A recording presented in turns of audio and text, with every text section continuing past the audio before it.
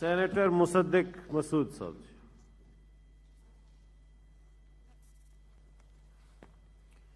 بہت شکریہ چیئرمین صاحب. چیئرمین صاحب میں آپ کو آج دو کہانیاں اپنی بات شروع کرنے سے پہلے سنانا چاہوں گا. جی. آج سے تقریباً 20 سال پہلے ایک دن میرا بیٹا بیمار ہو گیا. کئی مہینے تک اس کا بخار، بہت پریشان رہے میں اور میری بیگم. تو ہم ایک ڈاکٹر کے پاس گئے تو اس نے مجھے انگریزی میں کہا، اس نے بو ٹائی لگا رکھی تھی کہ of all the things that I can tell you today about your child's diagnosis and prognosis, you are lucky that I cannot tell you anything. So let's hope to God that this was one of those pediatric mysteries that would just go away. اللہ نے بڑا کرم کیا. وہ کوئی mystery تھی. کچھ لوگوں نے کاواساکی سنڈروم جو ہے اس کو سوچا شاید وہ ہوگا، مگر وہ مسٹری چلی گئی. وہ ماشاءاللہ جوان ہو گیا لڑکا. لیکن اس دن جب میں ہسپتال سے نکلا تو میری آنکھوں میں آنسو تھے اور میں سوچ رہا تھا کہ آج وہ کیا ایک چیز ہے جو میں قربان کرنے کے لیے تیار نہیں ہوں اپنے بیٹے کے لیے. اور مجھے احساس ہوا کہ دنیا کی کوئی ایسی چیز نہیں تھی جو میں قربان کرنے کو تیار نہیں تھا، اپنی زندگی سمیت. تو اس دن پہلی مرتبہ مجھے موت اور خوف سے آزادی ملی محبت کے ذریعے. میں آپ کو ایک اور کہانی سناتا ہوں. آج سے کچھ 11 سال پہلے 12 سال پہلے ایک حادثے میں میرے چھوٹے بیٹے کے دونوں پیر جل گئے. میں اس وقت بڑی کنسلٹنگ کمپنی جو ہے اس کا مڈل ایسٹ کا دفتر اسٹریٹجی کنسلٹنگ کا ہیڈ کر رہا تھا. میرے پاس انشورنس تھی ہر قسم کی. تو جو بہترین برن ہاسپٹل ہے، میں اور میری بیگم ہم نے اپنے بچے کو اٹھایا، 18 مہینے کا تھا، ہم وہاں پہ لے گئے. کرسمس کی شام تھی. وہ جیسے انہوں نے بچے کی حالت دیکھی ایسے لگا کہ کچھ پتہ نہیں کیا ہو گیا ہے، کوئی سائرن چل گیا ہے. وہ تمام doctor, burn surgeons, plastic surgeons وغیرہ وغیرہ وہ سب آ گئے. تو جب میرا بیٹا سیٹل ہو گیا وہ سرجیکل ایریا میں، تو میں نیچے گیا اپنی انشورنس کے کارڈ لے کر اس کی رجسٹریشن کروانے. تو میں نے فارم پر کیا اور میں نے وہ بڑھا دیا وہ جو ریسیپشنسٹ تھے ان کی طرف، اور ساتھ میں اپنے کارڈز بھی بڑھا دیے. تو اس لڑکی نے فارم تو میرا لے لیا اور کارڈز میرے دونوں ایک ہاتھ سے واپس کر دیے. اور اس نے مجھے کہا کہ we here believe that no value can be put on the life of a child, so we put none. تو میں بہت پریشان ہوا. میں نے اصرار کیا کہ میں اس انشورنس کے پیسے دیتا ہوں، ہم یہ کر سکتے ہیں افورڈ، آپ خدا کے واسطے یہ پیسے لے لیں اور کسی غریب بچے کی مدد کر دیجئے گا جس کے پاس پیسے نہیں ہوں گے. تو انہوں نے کہا مجھے کہ ہم نے آپ کو ابھی بتایا ہے کہ ہم زندگی کی قیمت نہیں لگاتے کیونکہ زندگی بیش قیمت ہے.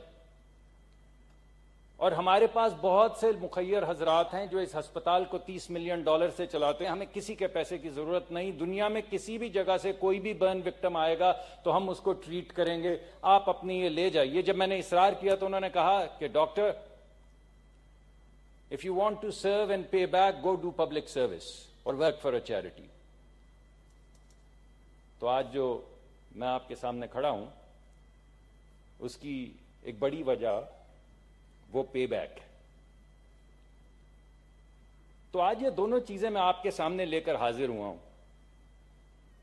دونوں سوالات میں آپ کے ذریعے اس پارلیمان کے اس ہاؤس کے آگے پیش کرتا ہوں کہ وہ کیا چیز ہے ایک آپ کی زندگی سمیت جو آپ اپنے بچے کی زندگی بچانے کے لیے اس وقت قربان نہیں کریں گے. اور دوسرا سوال جو چیئرمین صاحب میں آپ کے توسط سے پیش کرنا چاہتا ہوں وہ یہ ہے کہ وہ کیا قیمت ہے زندگی کی جو آپ آج لگائیں گے.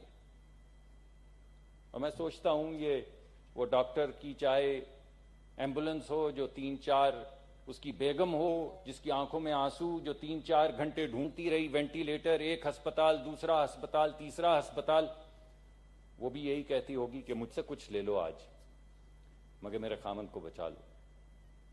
میں سوچتا ہوں یہ جو ینگ ڈاکٹر تھی یہاں پیمز میں جس کو بغیر باتھ روم کے بند کر دیا گیا اور وہ بار بار ویڈیو بنا کے بھیجتی رہی کہ خدارا میرا ایک چھوٹا بچہ ہے، میں گھر نہیں جانا چاہتی، میرا بچہ مر جائے گا. مجھے کسی ایسی جگہ پہ جہاں پہ میں ڈگنیٹی کے ساتھ چند گھنٹے چند دن گزار سکوں کوئی جگہ دے دیں تو وہ بھی یہی سوچتی ہوگی کہ آج میں اپنے بچے کو بچانے کے لیے اس انڈگنیٹی کا شکار ہو رہی ہوں اور تیار ہوں، مرنے کے لیے بھی شاید تیار ہوں۔ 3 دن سے انفیکشن کے باوجود میں مریضوں کو انفیکٹ بھی کر رہی ہوں اور ان کو شفا بھی دے رہی ہوں، تو کوئی تو میری مدد کو آئے، کوئی پروٹوکول، کوئی اصول، کوئی پالیسی۔ اور میں سوچتا ہوں کہ وہ بے شمار لوگ جو اپنے بچوں کو اٹھائے پھر رہے ہیں، جن کو ریسپریشن بند ہو رہی ہے، اپنے والدین کو لیے پھر رہے ہیں، وہ مجھ سے مختلف تو نہیں، آپ سے بھی مختلف نہیں ہیں۔ اور اگر میں نے اس دن یہ کہا کہ میں اپنی جان بھی دینے کو تیار ہوں، تو مجھے یقین ہے کہ وہ بھی سب اپنی جان دینے کو تیار ہیں۔ تو سوال یہ پیدا ہوتا ہے کہ ہماری پالیسی ان کی جان لینے کو کیوں مصر ہے؟ اس وقت ہماری پالیسی کیا ہے؟ ہماری پالیسی یہ ہے چیئرمین صاحب کہ ہم لاک ڈاؤن کو کھولے دیتے ہیں کیونکہ ہماری حکومت بھوک اور موت کی تکرار کر رہی ہے۔ یہ بھوک اور موت کی تکرار چیئرمین صاحب حکومتوں کا کام نہیں ہوتا۔ حکومت کا کام ہوتا ہے بھوک کے خلاف ایک مؤثر پلان دینا اور موت کے خلاف ایک مؤثر پلان دینا۔ یہ تکرار جو ہم سننے کو آتی ہے کہ موت یا بھوک، یہ چیئرمین صاحب حکومت کا کام نہیں۔ ہمارے ہاں اس وقت جو پالیسی ہے، ہم اگرچہ اس کو یہ نہیں کہتے، مگر جب ہم لاک ڈاؤن ہٹاتے ہیں تو ہم ہرڈ امیونٹی کی طرف جا رہے ہیں۔ ہرڈ امیونٹی کا مطلب یہ ہے چیئرمین صاحب کہ جب 60-70% لوگوں کو یہ انفیکشن ہو جائے گی، جس کو مرنا ہے وہ مر جائے گا اور جس کو بچنا ہے وہ بچ جائے گا۔ اس میں جب امیونٹی ہوگی تو جو بچ جائیں گے وہ معیشت کا پہیہ چلائیں گے۔ لیکن جو بات ہمیں نہیں بتائی جا رہی وہ یہ ہے کہ قبرستان کی کوئی معیشت نہیں ہوتی۔ جب لوگوں کو انفیکشن ہوگی اور پوری دنیا میں جب لوگوں کو انفیکشن ہوتی ہے تو وہ مرتے ہیں، تو آپ مجھے بتائیے چیئرمین صاحب کہ پاکستان میں کیوں لوگ نہیں مریں گے بھائی؟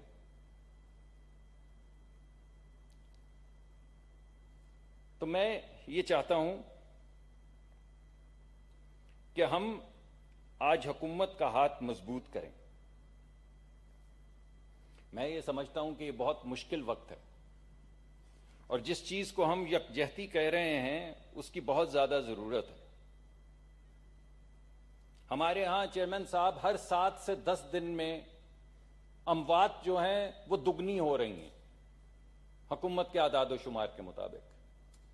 آج 700 کے قریب ہونے کو ہیں، اس کا مطلب ہے 7-10 دن میں 1400 ہو جائیں گی، اس کا مطلب ہے 7-10 دن میں 2800 ہو جائیں گی، اس کا مطلب ہے کہ 7-8 دن میں 5000 سے زیادہ ہو جائیں گی ہر 5-7-10 دن کے بعد۔ اور میں سوال اس ایوان سے یہ پوچھتا ہوں کہ وہ کیا نمبر ہے موت کا، جس میں سے ہر بچہ میرا آپ کا بچہ ہے، ہر بزرگ میرے آپ کے ماں اور باپ ہیں، میری 75 سالہ والدہ ہیں جن کو بڑی مشکل سے ہم نے ایک کمرے میں رکھا ہوا ہے کیونکہ وہ ہائپر ٹینسو ہیں، وہ ڈائیبیٹک ہیں، ان کو کورونری آرٹری ڈیزیز ہے۔ ان کے لیے تو یہ وائرس موت کا پیغام ہے۔ اور ہم سب کے بزرگ ہیں، اللہ سب کو سلامت رکھے، سب کو سلامت رکھے، ہمیں، ہمارے بزرگوں کو، ہمارے دوستوں کے بزرگوں کو، ہمارے سیاسی مخالفین کے بزرگوں کو۔ لیکن بزرگوں کے اندر موت کی شرح 10 سے 20% کے قریب ہے۔ یہ بات ٹھیک ہے کہ ہمارا ایک ینگ ملک ہے جہاں پہ 85% کے قریب لوگ 50 سال سے کم عمر ہیں، اس وجہ سے موت کی شرح تھوڑی کم ہوگی ان میں، لیکن جو بزرگ ہیں 3-3.5 کروڑ بزرگ جو ہیں ان میں موت کی وہ نہیں ہوگی، موت کی شرح وہ نہیں ہوگی جو ہمارے ینگر پاپولیشن میں ہے۔ تو کیا وہ 3-3.5 کروڑ لوگ جو بزرگ ہیں جن میں 10 سے 20% اموات کی شرح ہوگی، کیا یہ ہمارے لیے ایکسیپٹیبل ہے؟ تو چیئرمین صاحب یکجہتی اس وقت یہ ہے کہ ہم اس حکومت کی پالیسی کو اپوز کریں، یہ ہے یکجہتی۔ یکجہتی یہ ہے کہ اس وقت ہاں آج اس فورم پہ اور ہر فورم پہ جہاں پہ ہمارا کام ہے قانون بنانا، آئین بنانا، اصول بنانا، پالیسی کو بہتر بنانا، تو اس تحریک میں کہ اب حکومت کے ہاتھ مضبوط کرنا چاہتے ہیں، اس تحریک میں کہ ہم حکومت کی پالیسی کو بہتر کرنا چاہتے ہیں، ہمیں حکومت کو مؤدبانہ ہم چاہتے ہیں کہ تجاویز پیش کریں۔ چیئرمین صاحب، یہ ملک پاکستان مسلم لیگ کا نہیں ہے، یہ پاکستان پیپلز پارٹی کا بھی نہیں ہے، یہ پی ٹی آئی کا بھی نہیں ہے، یہ ملی عوامی پارٹی کا بھی نہیں ہے، جماعت اسلامی کا بھی نہیں ہے، JUIF کا بھی نہیں، یہ پاکستانیوں کا ملک ہے۔ یہ پنجابی کا، سندھی کا، بلوچی کا، پٹھان کا، بلتی کا، کشمیری کا ملک نہیں، یہ پاکستانیوں کا ملک ہے۔ یہ کسی غریب کا، امیر کا، مزدور کا، سرمایہ دار کا، لکھاری کا، دانشور کا ملک نہیں ہے، یہ پاکستان کا ملک ہے، تمام پاکستانیوں کا ملک ہے۔ اس وجہ سے ہم سب کو ایک پالیسی، مؤثر پالیسی بنانی ہوگی، اور مؤثر پالیسی کے خد و خال آپ کے سامنے پیش، آپ کے توسط سے حکومت کو پیش کرنے ہوں گے۔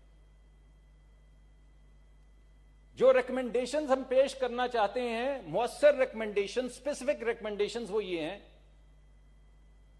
کہ ایک مؤثر لاک ڈاؤن عید کے بعد تک کیا جائے۔ مؤثر لاک ڈاؤن، ایسا لاک ڈاؤن جو پہلے 1.5-2 ہفتے کیا گیا تھا، اور اسی حکومت نے کیا تھا، اور ہم نے تعریف کی تھی حکومت کی، اور حکومت کے ہاتھ مضبوط کیے تھے۔ ہم یہ چاہتے ہیں کہ اسی طرح کا ایک مؤثر 4-6 ہفتے کا یا 3-4 ہفتے کا لاک ڈاؤن کیا جائے، جس سے اس وائرس کی کمر ٹوٹ جائے۔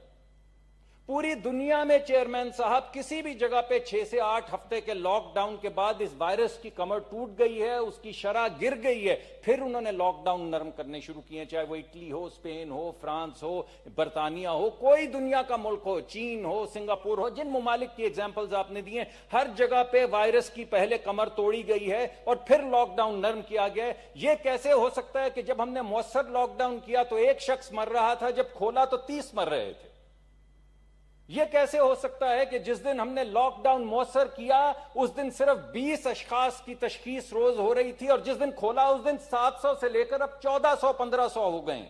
یہ کیسے ہو سکتا ہے؟ یہ بتائیے مجھے۔ تو ایک مؤثر لاک ڈاؤن کی ہمیں ضرورت ہے، تجویز نمبر 1۔ دوسری تجویز یہ ہے کہ اب سے لے کے عید تک کا جو وقت ہے اس میں پاکستان، اور مجھے معلوم ہے کچھ کام یہ سینٹرل کنٹرول کر رہی ہے اور بہت اچھا کام کر رہی ہے، ہم معترف ہیں اس کے، کہ پورے ملک کو وارڈز کے اندر یا یونین کانسلز کے اندر تقسیم کیا جائے، اور اس وقت کا فائدہ اٹھاتے ہوئے وہ لوگ جن کو اندر آثار بیماری کے ہیں 100% ان کو ٹیسٹ کیا جائے، اور جس جگہ پہ نہیں ہے بیماری کے آثار وہاں پہ سیرم ٹیسٹنگ کی جائے، رینڈم سیمپل 100 سے 200 لوگوں کا، اس سے زیادہ کی ضرورت ایک یونین کاؤنسل میں نہیں ہوگی، اور وہاں کے لوکل ڈاکٹروں سے لیا جائے سمپٹمیٹک انپٹ کہ کیا کیا کس قسم کے سمپٹمز اس یونین کاؤنسل میں آ رہے ہیں، اور ان 3 بنیادوں پہ 100% وہ لوگ جو سمپٹمیٹک ہیں ان کے ٹیسٹ، رینڈم سیمپل 100 سے 200 لوگوں کے وہ جو سمپٹمیٹک نہیں ہیں، اور ڈاکٹروں کی انپٹ پٹ کی بنیاد پہ پورے پاکستان کو ریڈ، یلو اور گرین زونز میں تقسیم کر دیا جائے۔ اور یہ جو آپ مؤثر لاک ڈاؤن کریں گے اس سے گرین زونز جو ہیں وہ 70% تک ہو جائیں گے، وائرس کی کمر ٹوٹ جائے گی۔ تو جو گرین زونز ہیں ان میں فل اکنامک ایکٹیویٹی کر دیں آپ عید کے بعد۔ جو یلو ہیں وہاں پہ نرم لاک ڈاؤن کریں، اور جو ریڈ زونز ہیں ان کو کوارنٹین کریں، وہ تھوڑے رہ جائیں گے۔ ان کوارنٹینڈ ایریا میں جو غریب لوگ ہیں آپ اپنے تمام پیسے، بھوک اور مفلسی کا علاج ان ریڈ ایریاز پہ فوکس کریں، اور وہاں پہ کھانا پہنچائیں اور وہاں پہ پیسے پہنچائیں۔ تو سوال اٹھتا ہے پیسے کہاں سے آئیں گے؟ ابھی ہمیں $1.4 بلین دیے ہیں IMF نے صرف کرونا کے لیے، یہ 230 ارب روپے بنتے ہیں۔ ہم نے 200-300، ہم کہہ تو رہے ہیں کہ 1400 ارب، لیکن 200-300-400 ارب تو ہم نے صرف کنسٹرکشن کا پیکیج دے دیا، مینوفیکچررز کو پیکیج دے دیا، ایکسپورٹرز کو پیکیج دے دیا، ان کے پرانے جو پیسے آؤٹ سٹینڈنگ تھے 100 ارب کے وہ واپس کر دیے۔ اچھا کیا، لیکن کیا یہ وقت ایسا نہیں کہ وہی پیسے اس 230 ارب میں ڈال کے غریبوں میں بانٹ دیے جاتے؟ ہم اس بات کے معترف ہیں کہ احساس پروگرام یا بس پروگرام کو بڑھایا گیا ہے، ہم اس کی تعریف کرتے ہیں، لیکن یہ جو اضافی پیسے ہیں اس حکومت کے اعداد و شمار کے مطابق اس وقت 5 کروڑ لوگ ہیں، 20% جو غربت کی سطح سے نیچے ہیں، 20% لوگوں کو ایک مہینہ کھانا کھلانے کے لیے صرف 500 ارب چاہیے، جس میں سے 230 ارب آپ کو IMF دے چکی ہے، اور 300-400 ارب کے آپ پیکیجز بنا چکے ہیں۔ تو خدا را آپ ایک مؤثر لاک ڈاؤن کیوں نہیں کر سکتے؟ کل میں ایک ٹیلی ویژن پروگرام پہ تھا تو انہوں نے مجھے ایک ٹیچر کی داستان سنائی جس نے کہا کہ اس نے تنگ آ کے سفید پوش آدمی نے وہ کسی کے سامنے ہاتھ نہیں پھیلانا چاہتا تھا, اس نے خودکشی کر لی. تو یہ پارلیمان کا جو ہاؤس ہے, آج ہم کیوں اس طرح کی قانون سازی نہیں کر سکتے کہ وہ تمام پرائیویٹ سکول جنہوں نے اتنا ڈھیر پیسہ کمایا ہے ہمارے بچوں سے, وہ کسی استاد کو لے آف اس وقت نہیں کر سکتے. وہ لوگ جو پجیروز اور نہ جانے کون کون سی گاڑیاں چلاتے ہیں, سرمایہ دار ہیں, انڈسٹریلسٹ ہیں, اللہ ان کو اور ترقی دے, اللہ ان کو اور پیسہ دے, مگر ان گاڑیوں کی موجودگی میں کیوں ہم ایسی قانون سازی 1-4 ہفتے کے لیے نہیں کر پاتے کہ ان سفید پوش لوگوں کو اس وقت لے آف یا نوکری سے برخاست نہیں کیا جا رہا. آپ کے جو من میں آئے آپ انہیں دیجئے انسینٹو اس کا ٹیکس کا, لیکن وہ کسی غریب کو اس وقت لے آف نہیں کر سکتے, اس کی تنخواہ نہیں روک سکتے. اگر آپ کسی غریب آدمی کے لیے 500 ارب میں ایک مؤثر لاک ڈاؤن کر سکتے ہیں, سفید پوش کے لیے ہم آپ کے ساتھ ہیں, آپ کے ہاتھ مضبوط کریں گے, قانون سازی کر سکتے ہیں, تو بھائی پھر روک کاہے کی ہے, یہ بھوک اور موت کی تکرار کاہے کی ہے. تو میں اگر آپ کے توسط سے, جی سینیٹر صاحب, جی میں ختم کرتا ہوں سر, جی میں آپ کے توسط سے اس پارلیمان کے اس ہاؤس کو یہ کہوں گا کہ آج آپ جب قلم اٹھائیں, اور چیئرمین صاحب آج جب آپ قلم اٹھائیں, تو یہ یاد رکھیے گا کہ اس کی سیاہی ہری بھی ہو سکتی ہے اور لال بھی. آج جس کاغذ پہ آپ لوگ دستخط کریں گے, جو بھی ریزولوشنز پاس کریں گے, اور ہم کوئی آپ کمیٹی بنائیں تو حاضر ہیں ان تمام تجاویز کی تفصیلات دینے کے لیے, آپ کے ساتھ دن رات کام کرنے کو, لیکن جب آپ کاغذ پہ سائن کریں تو یہ آپ کے گمان میں ہونا چاہیے کہ یہ موت کا پروانہ بھی ہو سکتا ہے جو اس پہ آپ دستخط کر رہے ہیں, اور یہ زندگی کا پیغام بھی ہو سکتا ہے. تو اس وقت جب آپ قلم اٹھائیں تو بہت احتیاط کیجیے گا. بہت شکریہ. Thank you. سینیٹر مشتاق صاحب.